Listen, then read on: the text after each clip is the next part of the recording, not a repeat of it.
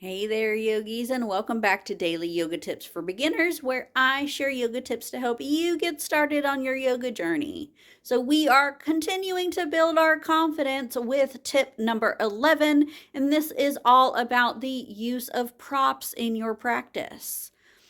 So, despite common thoughts or common perceptions, yoga props are not just for beginners.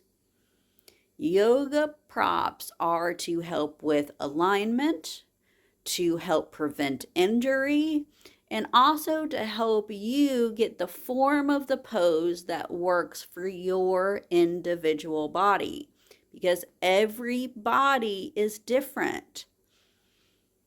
And what I mean by that is some people have more of a range of motion than others. Some may be more flexible than others. I shouldn't say more flexible, have a different range of flexibility, I would say, because it's not a competition. It's not about who has more or less. It's based on our individual bodies. So we're going to talk about a few of the common props that you will find in yoga classes, and some that if you like to practice at home practice that you may want to use yourself. Now, I will say that you don't have to go out and buy this stuff. You don't have to. If you've got thick books or boxes, anything like that you have around your house that you can use them. You don't have to run out and buy all the yoga things. Because I'm an instructor, I have this stuff, but you don't have to have it. So for your blocks, like I said, you can use yoga blocks. As I said, if you don't have those yoga blocks, they're about that thick as you can see here. There we go, get it brighter. It's about that thick, okay, that long. So just boxes, books. If you've got 2x4s or something out there, anything like that, just a nice solid surface that you can use will be perfect substitute for blocks. Blocks are really great to help bring the floor to you. So for me, in my practice, I am of the shorter variety, okay? I'm a 4'11", and so my arms span isn't as long as some other people's and things like that. So I find yoga blocks to be very helpful for poses like triangle pose, where to save the alignment of that pose, I'm bringing the floor to me rather than giving way to alignment to reach the floor.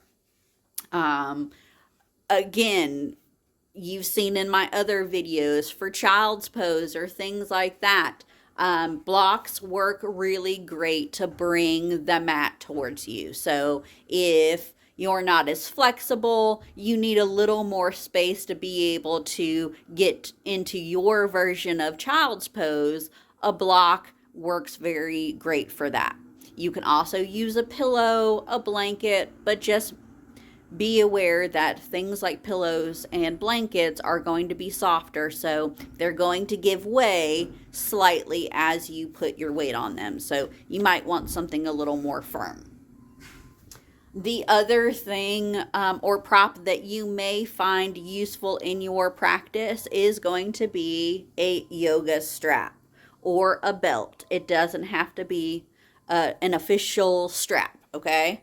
And this is really going to be helpful with your flexibility. So things like forward fold, and let me move this out of the way so you can kind of see an example of what I'm talking about. So in forward fold here, you may be wanting to work on your flexibility. So a belt or strap works really great for that, when you're reaching over and you can't quite reach your toes, your strap is going to bring your toes to you. So see, this is going to help you work on flexibility and really keeping the back more straight rather than curving over, and then being able to fold from the hips versus curving your spine and trying to roll and bring your head over towards your knees or towards your toes. So that is very helpful when it comes to working on your flexibility. Another great thing that a strap works great for is taking a bind. So say your instructor cues a bind and you want to try it. You haven't tried it yet. And then when you go for it, you find that you don't have, maybe you're like me and you're just not going to be able to get your hands together. So having a strap that allows you to take your form of the bind and get all that goodness out of that particular pose. So that's another great thing to use a strap for. I'm trying to think if there's anything else. And then I want to go back to a block, since I did demonstrate how to use a strap using a block.